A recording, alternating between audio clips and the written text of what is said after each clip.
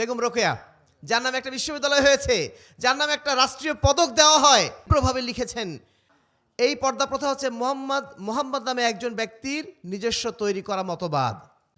আজকে যে সমাজ ব্যবস্থায় আমরা বসবাস করছি, আপনি এখানে তাওহীদের কথা বলেন, সুন্নাতের কথা বলেন, মানুষ ভাববে এখানে এই লোকটা নিশ্চয়ই কোনো বিশৃঙ্খলা তৈরি করতে আসছে।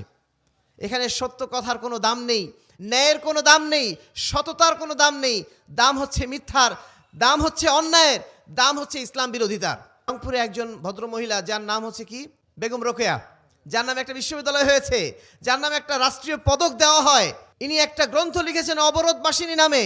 যেই অবরোধবাসিনী গ্রন্থে তিনি নারীদের পর্দা প্রথার বিরুদ্ধে তীব্রভাবে লিখেছেন এবং তিনি বলে দিয়েছেন স্পষ্ট ভাষায় সেখানে, এই পর্দা প্রথা হচ্ছে মোহাম্মদ নামে একজন ব্যক্তির নিজস্ব তৈরি করা মতবাদ।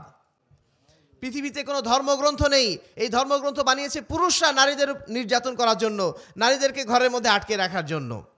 এই ধরনের কথা আমাদের এই রংপুরে বসে এই ভদ্রমহিলা লিখেছেন। তার বিরুদ্ধে প্রতিবাদ তো দূরের কথা, রাষ্ট্র আজকে তাকে সম্মানিত করেছে, রাষ্ট্র আজকে তার নাম স্মরণ করছে, রাষ্ট্র আজকে তার নামে পদক বিতরণ করছে।